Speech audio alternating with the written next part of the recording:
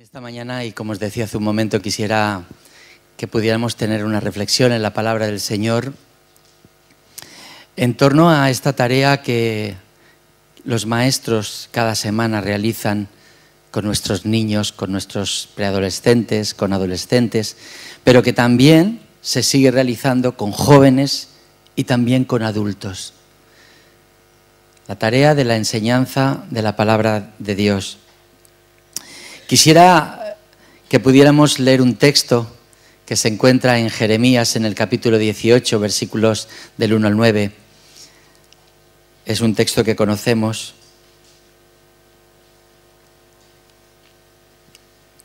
Y que dice así: Palabra de Jehová que vino a Jeremías diciendo: levántate y vete a casa del alfarero, y allí te haré oír mis palabras.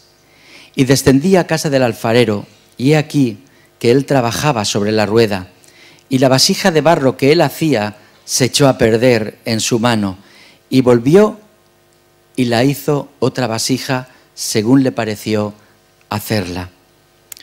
Entonces vino a mí palabra de Jehová diciendo: ¿no podré hacer yo de vosotros como este alfarero, oh casa de Israel? Dice Jehová: he aquí que como el barro en la mano del alfarero, así sois vosotros en mi mano, oh casa de Israel. En un instante hablaré contra pueblos y contra reinos, para arrancar y derribar y destruir. Pero si esos pueblos se convirtieren de su maldad, contra la cual hablé, yo me arrepentiré del mal que había pensado hacerles. Y en un instante hablaré de la gente y del reino para edificar y para plantar. Hasta aquí este texto de la palabra.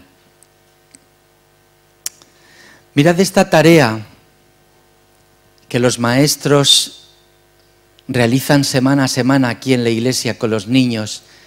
Es de tremendo valor, es de tremenda importancia.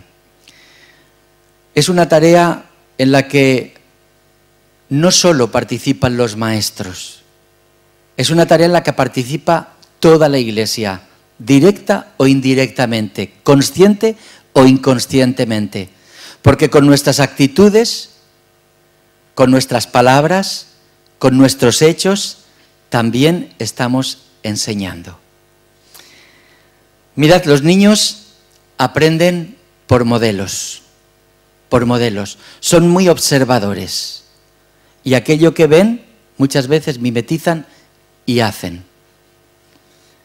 Los maestros, los padres, todos los que no somos sus padres directos, los jóvenes, todos participamos, como digo, en esta tarea, porque lo queramos o no, somos modelos para ellos. Somos modelos en los cuales fijarse, a veces para bien y otras veces, lamentablemente, para mal. Como digo, consciente o inconscientemente todos participamos de esa tarea. Así que es muy importante ser coherentes entre lo que decimos y lo que hacemos. Entre aquello que de alguna manera con facilidad solemos enseñarles a través de nuestras palabras, pero sumado a aquello que ellos nos ven hacer. Y a veces cuando esa coherencia no está, los niños se decantan más por lo que hacemos que por lo que decimos. Por lo tanto, si a un niño le decimos: es muy importante que vayas a la escuela dominical para que aprendas de la palabra de Dios, etc., pero tú te quedas en casa, entonces el niño va a aprender más por lo que haces que por lo que dices. Si tú a un niño le dices: mira, no le chilles a tu hermana, pero se lo dices chillando, va a aprender más de tus gritos que de lo que le estás diciendo. Tus hechos han de reafirmar aquello que le estás diciendo. Si quieres que aprendan sobre el perdón, tendrás que ser una persona que aprende a perdonar. Si quieres enseñarles sobre puntualidad, más te vale ser puntual. Si quieres enseñarles sobre hábitos, más vale que tú tengas hábitos. Porque ellos van a aprender a través de lo que vean en ti. Mirad, hay dos conceptos que son muy conocidos entre nosotros y que tienen la misma raíz. El concepto o la palabra modelo y modelar. Modelo y modelar. Si uno va al diccionario, leerá que modelo, que viene del latín modello, o modelum, es un término que surge en la época del Renacimiento, en el siglo XVI, y significa arquetipo o punto de referencia para imitarlo o reproducirlo. Arquetipo o punto de referencia para imitarlo o reproducirlo. Una segunda acepción de este término diría que en las obras de ingenio y en las acciones morales, ejemplar que por su perfección se debe seguir o imitar. ¿Tenemos clara la definición? Mirad, hoy en día el término modelo puede aplicarse a multitud de ámbitos, a multitud de aspectos. Se habla de modelo económico, se habla de modelo social, se habla de modelo productivo, de modelo tecnológico, de modelo estético. Y al hacer referencia a cada uno de estos modelos, se está haciendo referencia a ejemplares que por su perfección se deben seguir o imitar. Se habla de modelo económico, haciendo referencia a un modelo a imitar para que en la economía funcione bien. Y así en todos y cada uno de esos ámbitos. Pero como os decía, también tenemos el término modelar, que es el proceso de modelación, ¿verdad? Y significa, y mirad qué interesante, obtener y formar una figura de una materia blanda. Obtener y formar una figura de una materia blanda. De ahí viene el concepto o esa materia que se llama pasta de modelar. Pasta de modelar. En otra acepción dice formar o configurar el carácter de acuerdo con unos rasgos o principios determinados. Y en este sentido es en lo que yo quisiera hablaros en esta mañana. Mirad, tomemos estos dos conceptos a la luz de la palabra de Dios. Y lo primero que nos puede llamar la atención es que el término modelar no aparece en la Biblia. No lo busquéis porque no lo vais a encontrar. Ni tampoco abunda el término modelo. De hecho, solo aparece en relación a algo muy concreto. ¿Sabéis en relación a qué? Al tabernáculo. Al tabernáculo, Dios le dio un modelo a Moisés de cómo debía ser el tabernáculo y conforme a ese modelo había de reproducir, igual que del arca de la alianza. Un modelo que Dios le da y sobre eso tenía que reproducirlo con las medidas exactas que el Señor le daba. Solo en la Biblia aparece en este sentido el término modelo. ¿Pero significa que ya no dice más en relación a ello? No. Utiliza otros términos. Pero en todo momento podemos percibir que en la palabra de Dios se nos está hablando de modelos y de modelar. De modelo y de modelar. Mirad, ¿de qué se nos está hablando en Jeremías, sino precisamente de un modelo y de modelaje? ¿Qué es lo que hacía el alfarero? Modelar una vasija. Y mientras la estaba modelando, se le estropeó. Recordaréis que hace un tiempo, cuando hablábamos un poquito también de esta ilustración,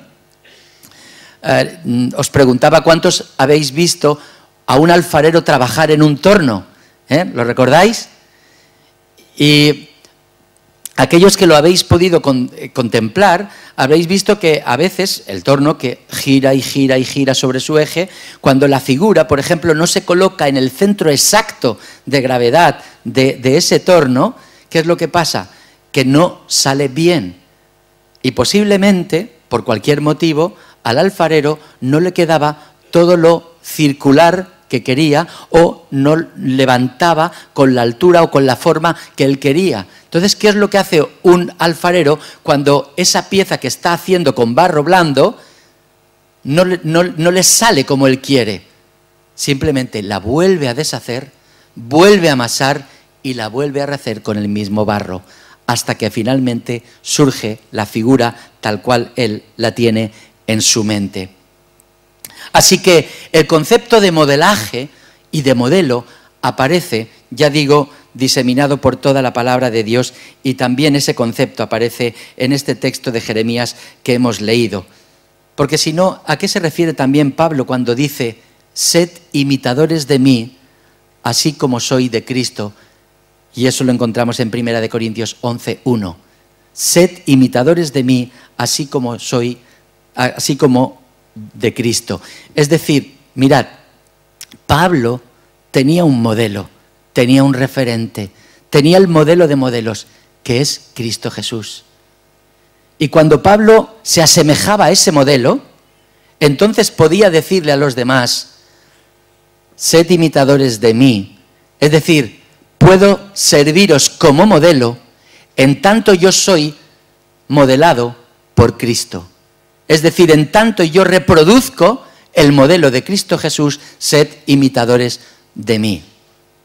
En ese sentido es en el que quisiera que reflexionáramos en torno a la palabra de Dios.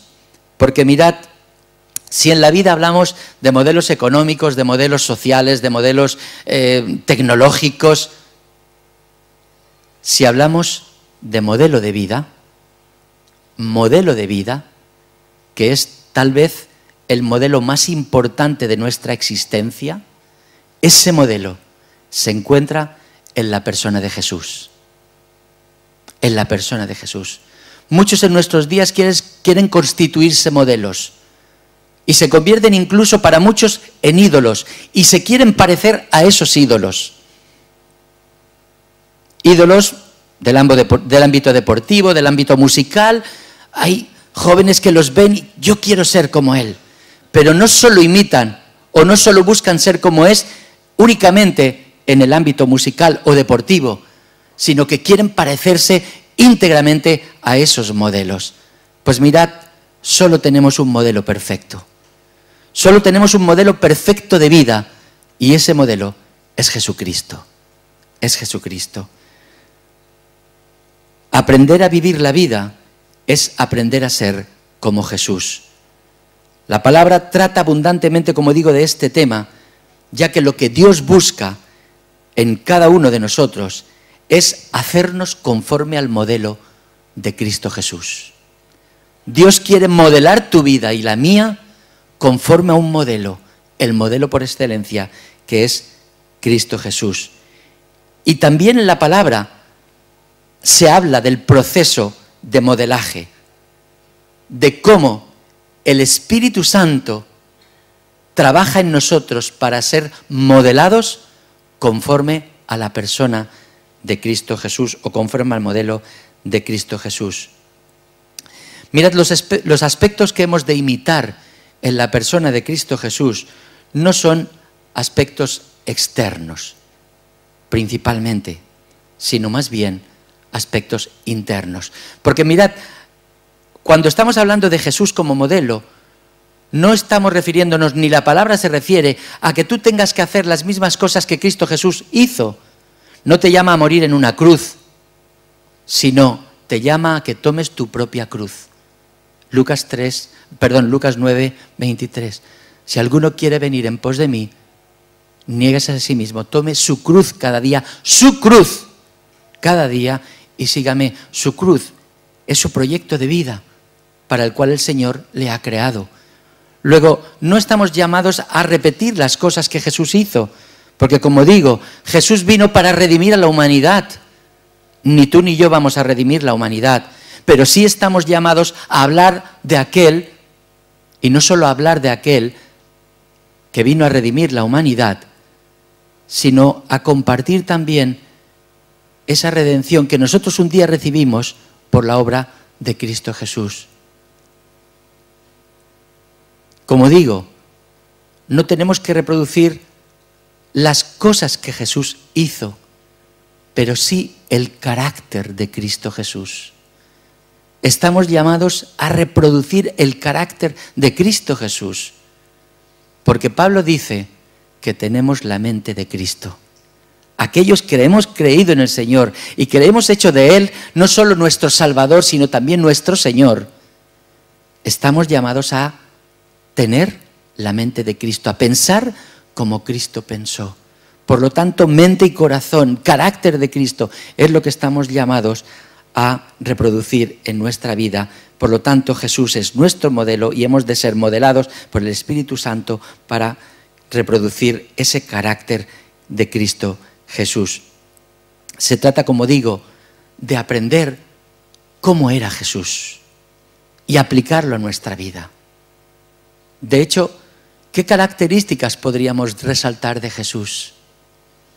A mí se me ocurren unas cuantas, imagino que a ti también se te ocurren muchas características que puedes o podemos y debemos de reproducir de Jesús.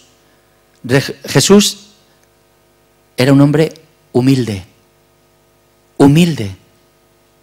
Y él mismo lo dijo: aprended de mí, que soy manso y humilde de corazón, y hallaréis descanso para vuestras almas. Luego vamos a aprender de Jesús, pero Jesús no solo dijo: aprended de mí, que soy manso, humilde, sino que uno, cuando ve su conducta, cuando ve sus actitudes, cuando ve toda la trayectoria de vida, reconoce esa humildad en Jesús. Tal vez no hay texto más precioso y que mejor defina la humildad de Jesús que Filipenses 2, del 5 al 11. Haya pues en vosotros este sentir que hubo en Cristo Jesús. ¿Qué nos está invitando aquí Pablo? Haya pues en vosotros este sentir que hubo en Cristo Jesús. ¿Qué nos está diciendo? Sed como Cristo Jesús. Tener ese mismo sentir, salvando todas las distancias, porque nosotros, como digo, no podemos hacer lo mismo que hizo Cristo Jesús. Cristo Jesús hizo un camino descendente que nosotros no podemos hacer, porque Él antes de nacer ya estaba en la eternidad con el Padre. Y dice ese texto de Filipenses que abandonó su estado de gloria, haciéndose siervo, un siervo semejante a los hombres. Y estando en la condición de hombre, se humilló a sí mismo, dando su vida hasta la muerte y muerte de cruz. Todo ese camino descendente nos habla de humildad, de humildad. Cuando Jesús quiso enseñar a sus discípulos de una manera muy plástica y gráfica, se ató el delantalillo y se puso a lavar los pies de sus discípulos, y Él era el maestro. Y se puso a hacer la tarea de un esclavo para enseñarles humildad. Humildad. La humildad le acompañó desde la cuna hasta la cruz, toda su vida, porque nació en un establo, porque vivió de manera humilde. Luego hemos de aprender esa humildad de parte de nuestro modelo, que es Jesucristo. Hemos de aprender de Jesucristo como modelo de misericordia y de compasión. En nuestro mundo muchas veces imperan fórmulas legalistas de hacer las cosas. Y el legalismo fue algo contra lo que Jesús luchó, porque los fariseos eran maestros legalistas, que se ceñían, diríamos, al punto, la coma y la letra más pequeña, pero eso sí, colaban lo más grande, dejaban pasar lo más grande. Y por eso, cuando sorprendieron a aquella mujer en el acto del adulterio, la llevaron delante de Jesús para aplicarle la ley. ¿Y sabéis quién era el único que podía condenarlo? Condenar a aquella mujer. Él, Jesús. Porque Jesús le dijo: bueno, si alguno está libre de pecado, que lance sea el primero en lanzar la primera piedra. Pero ellos, acusados por su conciencia, no lo hicieron y salieron de aquel lugar. Pero lo interesante es lo que viene a continuación. Cuando le pregunta a la mujer, mujer, ¿ninguno te condena? Ninguno. ¿Qué les pidió a aquellos fariseos? El que de vosotros esté libre de pecado. Yo os hago una pregunta. ¿Estaba Jesús libre de pecado? Sí. Luego, en cuanto a la ley de Moisés, Jesús podía apedrear a aquella mujer. Pero no se ajustó a la ley, sino que aplicó la gracia que venía a traer. Y le dijo, ni yo te condeno, vete y no peques más. Mirad, no es que Dios se salte el pecado. No, no pasa nada. No, sí, claro que pasa. ¿Por qué Jesús es capaz y puede decir lo que dijo? Porque Él iba a sufrir el precio del pecado de aquella mujer. No es que aquello quedaría sin consecuencia, no. Tenía consecuencia, pero la cargó Él. La cargó Él, dando su vida en la cruz, por aquella mujer, por ti y por mí. Luego Jesucristo es modelo para nosotros de misericordia y de compasión. Es modelo para nosotros de perdón. De perdón. Y esta no es una enseñanza que simplemente salió de sus labios, sino que la pudo practicar, y de qué manera. Porque estoy seguro que si a cualquiera de nosotros alguien nos abofetea, ¿cómo nos ponemos, verdad? Sin embargo, a él le profirieron todo tipo de males. Le escupieron, se burlaron, le pegaron, le azotaron hasta la muerte. Y de su boca solo salieron palabras de perdón. Padre, perdónalos porque no saben lo que hacen. Jesús es nuestro modelo de perdón. Jesús es nuestro modelo de sufrimiento. De sufrimiento. ¿Cómo soportó el sufrimiento sin que de él afloraran actitudes de venganza, actitudes de vendetta, actitudes de odio o de rencor por el daño sufrido? Jesús es modelo de obediencia. No pensemos que Jesús vino a hacer lo que le vino en gana. En todo momento mantenía esa relación íntima con el Padre, que le hacía ver cuál era la voluntad del Padre. Y constantemente él buscaba llevar a cabo la voluntad del Padre. Incluso cuando enfrentó el momento más duro, el de la cruz. Y en su oración en Getsemaní dijo, Padre, si es posible, pase de mí esta copa amarga. Pero a continuación, ¿qué añadió?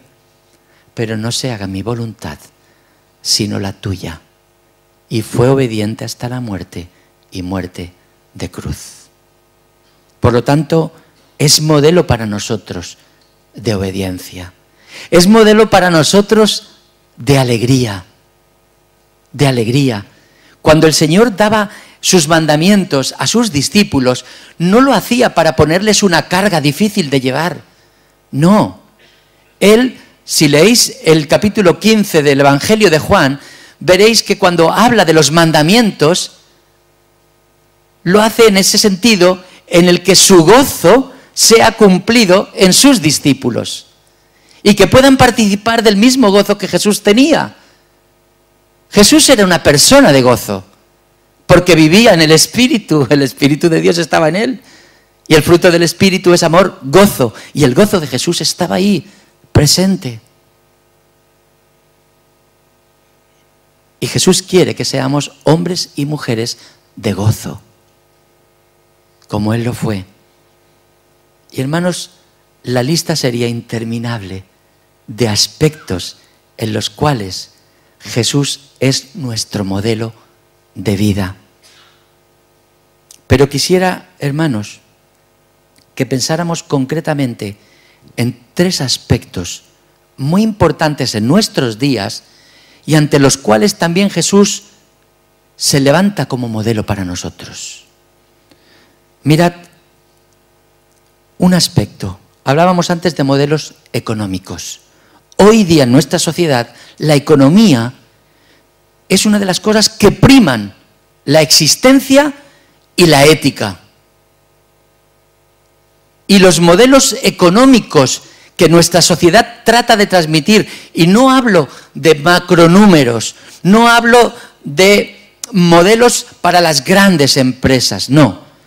Hablo de modelos económicos para la familia, modelos económicos para tu persona, modelos que se transmiten a través de la publicidad, en fin, de programas de televisión, etcétera. Esos modelos económicos que la sociedad trata de transmitirnos, si uno se detiene a reflexionar sobre ellos, se da cuenta que va en dirección opuesta al modelo económico que Jesús trata de enseñarnos. Porque si uno reflexiona en ellos, se da cuenta que en nuestros días una de las cosas que más se intenta inyectar en el acervo popular es la idea del progreso económico. Un progreso que no tiene límite. No dice, mira, si llegas a tener lo suficiente para vivir, pues, hombre, date por contento. No, cuando creas que tienes lo suficiente, venga, sea un poquito más ambicioso y ten un poquito más. Pero cuando tengas un poco más, ten un poco más. Y cuando tengas un poco más, ten un poco más. No hay un límite, no. Aspira a todo lo que puedas alcanzar en cuanto a la riqueza. ¿Quiénes son los triunfadores? Los que más dinero acumulan. Esos son los triunfadores para nuestra sociedad. ¿Cuáles son los modelos económicos? Bill Gates, Amancio Ortega, todos aquellos que han acumulado grandes fortunas.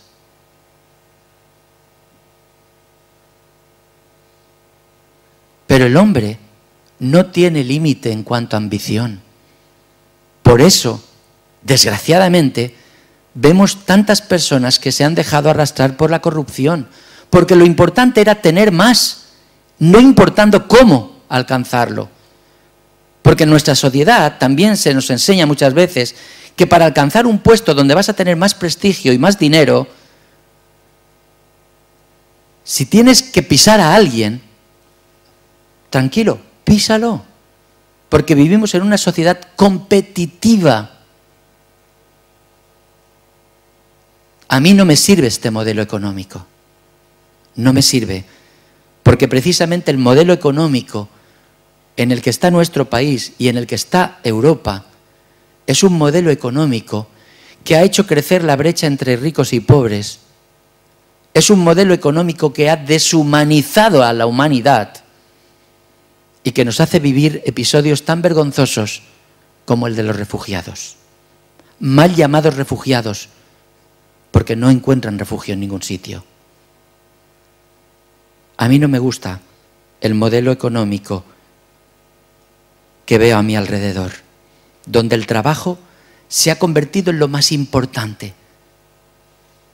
Y que cuando se piensa en las generaciones que se están preparando, no se piensa en ellas en términos de poder hacer aflorar todo el potencial que cada uno tiene. No, no. Independientemente del potencial que puedas tener, lo que te pueda gustar o hacia lo que te sientas llamado, si nuestra sociedad ahora necesita científicos, hay que fabricar científicos. Si necesita transportistas, hay que fabricar transportistas. Si lo que necesita, porque hay que responder a lo que la sociedad va necesitando, te guste o no.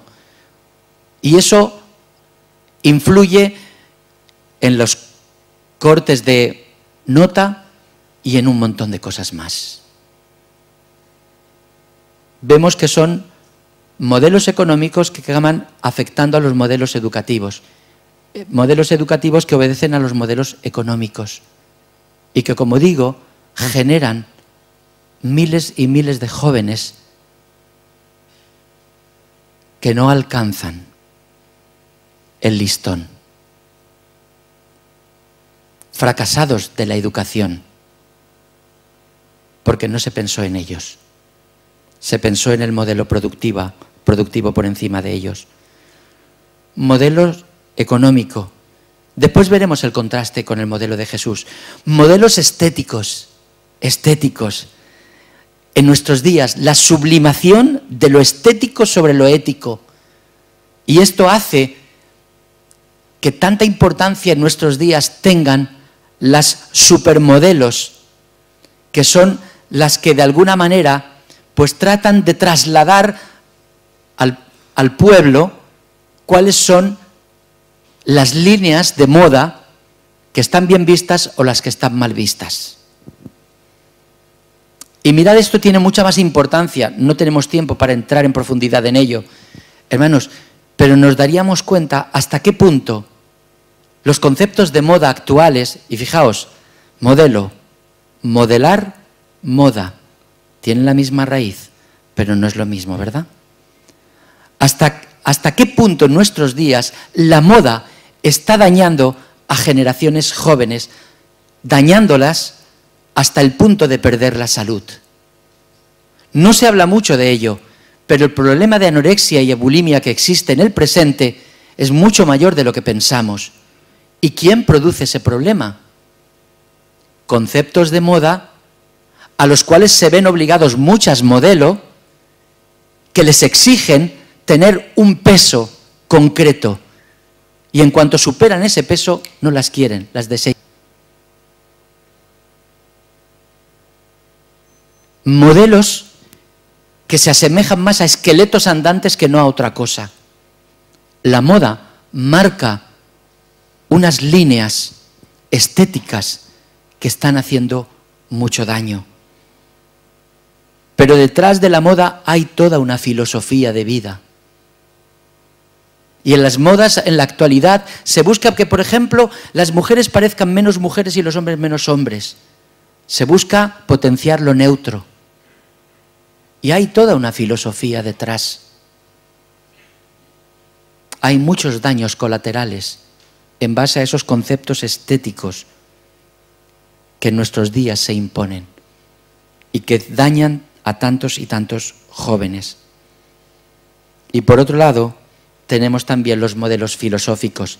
Y el modelo que impera en nuestra sociedad es el modelo del materialismo, de la materia, lo que hay, lo que se puede palpar y tocar.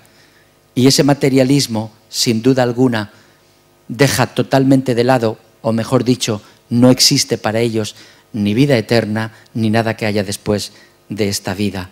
Y también, indudablemente con ello, la negación de un cielo y de un infierno, del cual nos habla la palabra de Dios, que, ojo, no es el infierno que muchas veces se ha tratado de ridiculizar, ¿verdad?, con aquellos demonios con tridentes, con calderas hirviendo y gente dentro, etcétera, ¿verdad?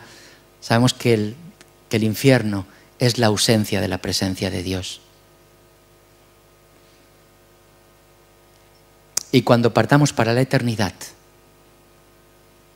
algunos estarán totalmente alejados de la presencia de Dios. Y aquí en el presente vemos, cuando la presencia de Dios no está, lo que se reproduce en nuestro país, mejor dicho, en nuestro mundo. Ante esos modelos que tenemos, como digo, el contraste del modelo de Cristo Jesús. ¿Cuál fue el modelo económico de Cristo Jesús? Cuando algunos querían seguirle, Él les advertía, pensadlo muy bien, porque el Hijo del Hombre no tiene dónde recostar su cabeza. Es decir, si venís en pos de mí para tratar de acumular prestigio y después riqueza, olvidaos. Porque Jesús no tuvo posesiones. Pero ese modelo también lo asumió Pablo. Y Pablo dijo, yo estoy hecho a todo, a tener y a no tener. No se trata de que el modelo sea la pobreza, no es eso lo que nos está diciendo la palabra, pero no el aferrarse a la riqueza. Es más, el apóstol Pablo aconsejaba de que si podías con tu trabajo generar mayores ingresos, perfecto, porque así podrías ayudar a otros que no tenían la posibilidad de tener ingresos. Gente que estaba enferma, ciegos, paralíticos, viudas, gente que no podía producir, que no podía trabajar, y no obtenían ingresos.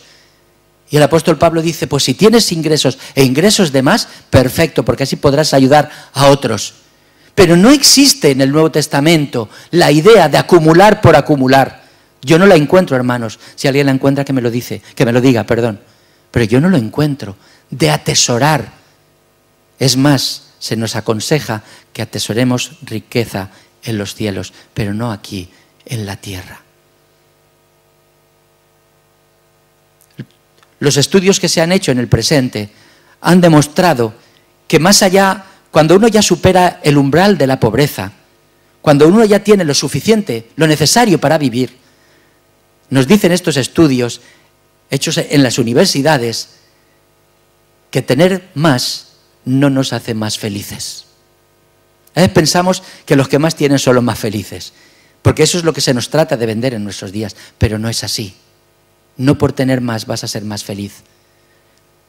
Si tienes lo suficiente para vivir, la felicidad búscala en otras cosas. Porque es el modelo que Jesús nos enseña. No os afanéis por lo que habéis de comer o de vestir. Mirad las aves del cielo, mirad los lirios del campo. Que Dios alimenta a las aves y viste a los lirios como ninguno de nosotros es capaz de vestirse con esa belleza tan profunda.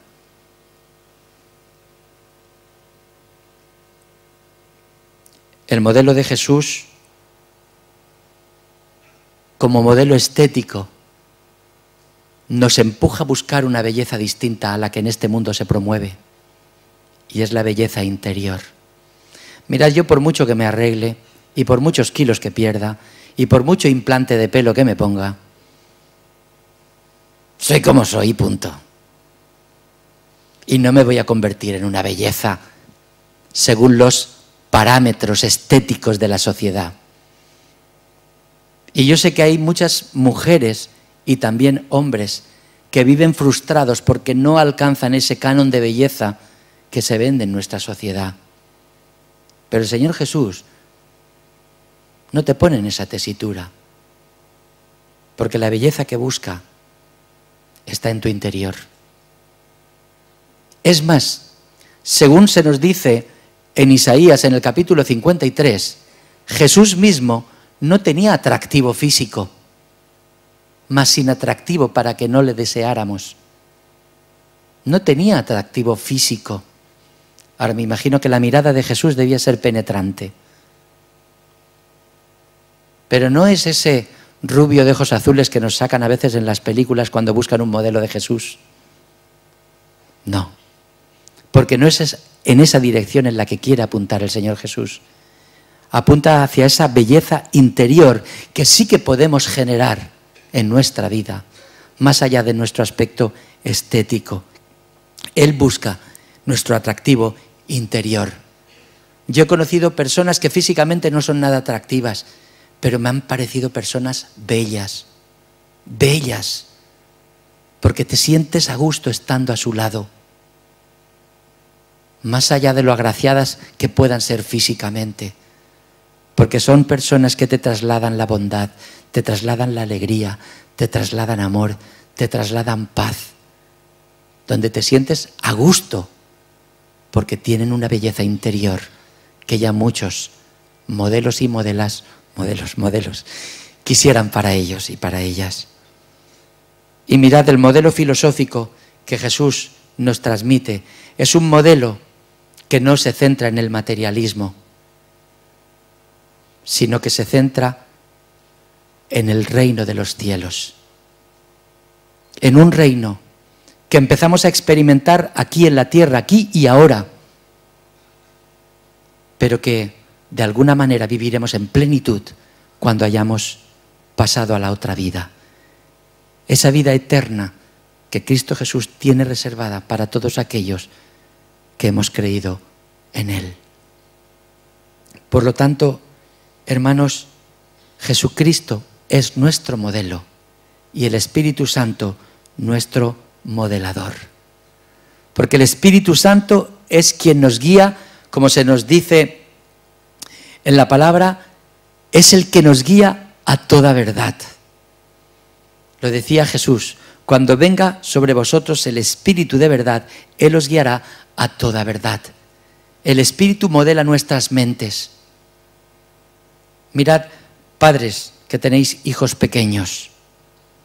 Muchas veces yo sé que los hijos son como una especie de estorbo, porque nos falta el tiempo para todo. Tenemos tanto que trabajar, tenemos tanto que hacer, que apenas podemos dedicarle tiempo a nuestros hijos.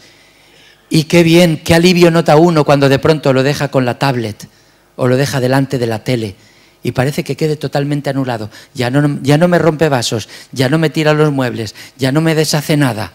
Lo tengo ahí, totalmente idiotizado. Pero ojo, porque la televisión modela sus mentes, los juegos modelan sus mentes. Y yo no digo ni mucho menos que no puedan ver televisión, no. Los niños pueden y deben ver televisión, pero ojo, no cualquier programa. Y por desgracia, hoy, a cualquier hora del día se puede ver cualquier cosa. Crímenes, asesinatos, y ya desde niños se acostumbran a verlo.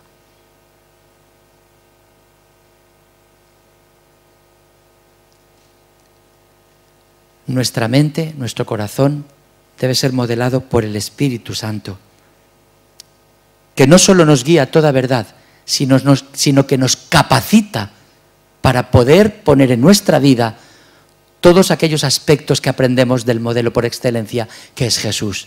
Porque podemos decir, es que Jesús es Jesús, y Él podía perdonar como nadie, tener compasión como nadie, tener gracia como nadie, podía soportarlo todo como nadie, pero yo es que no aguanto tanto. Claro, no, ni tú ni yo. Pero el Espíritu Santo es el que nos capacita para ser como el modelo, para aspirar a ser como el modelo, que es Cristo Jesús. Y mirad, lejos de lo que algunos puedan pensar, de que la tarea del Espíritu Santo consiste en anularnos, y solo cuando somos totalmente anulados, entonces es cuando se ve a Dios en nuestra vida. Todo lo contrario. Dios busca potenciar en nosotros lo mejor que hay en cada uno de nosotros. Porque Pedro siguió siendo Pedro, Pablo siguió siendo Pablo y Juan siguió siendo Juan. Y eran personas llenas del Espíritu Santo, con sus particularidades. Porque la misión de Pablo era una, la misión de Pedro era otra, la misión de Juan era otra, la misión de Bernabé era otra y de Timoteo era otra, y cada uno tenía una misión distinta que realizar. Y cada uno tenía un perfil distinto, y tú y yo somos perfiles distintos. Y no busca anular lo que somos, sino potenciar lo mejor que hay en cada uno de nosotros. Esa es la tarea del Espíritu Santo. Mirad, hemos visto el modelo, hemos visto la tarea del Espíritu Santo. Hemos visto que hemos de ser modelados por Dios. Pero recordad el texto del principio. Cuando Jeremías es llevado a casa de aquel alfarero, pone delante de él una ilustración que a Jeremías yo creo que no se le olvidaría. Aquel hombre, aquel alfarero, haciendo una vasija, ver cómo se le destrozaba y volvía a hacer una vasija nueva. Y la idea era muy clara: no podré hacer yo con la casa de Israel esto mismo que estás viendo con el alfarero. Es decir, si la casa de Israel es una vasija, ¿no podré yo hacer una vasija nueva? Claro que sí. Pero si leemos a continuación el texto, ¿qué es lo que esperaba Dios de la casa de Israel para que esa vasija fuera formada? Arrepentimiento, conversión. Mirad, para que el alfarero pueda hacer una tarea buena, necesita que el barro sea blando. Para que el barro sea blando, necesita mojar sus manos en agua. Mirad, pensad en el agua como la palabra de Dios y como la oración. Esos dos elementos que han de estar presentes en nuestra vida para que nuestra vida sea moldeable. Mirad, los niños son bastante más moldeables que los adultos, porque los adultos, cuando nos hacemos mayores, nos hacemos mucho más estrictos en todo y menos flexibles. Pero solo el agua del Espíritu, a través de la palabra de Dios, a través de la oración, puede ablandar nuestros corazones de tal manera que Dios, como buen alfarero, pueda trabajar en nuestras vidas. ¿Queremos ver niños modelados a la imagen del Maestro? Pues hagamos como Pablo y poder decirles a nuestros niños: imítame a mí en la medida en que yo estoy imitando al Señor. Y cuando no lo imite al Señor, tírame de las orejas y dime: esto no lo hacía el Señor Jesús, porque Él es nuestro modelo por excelencia. Que Él nos ayude. Amén.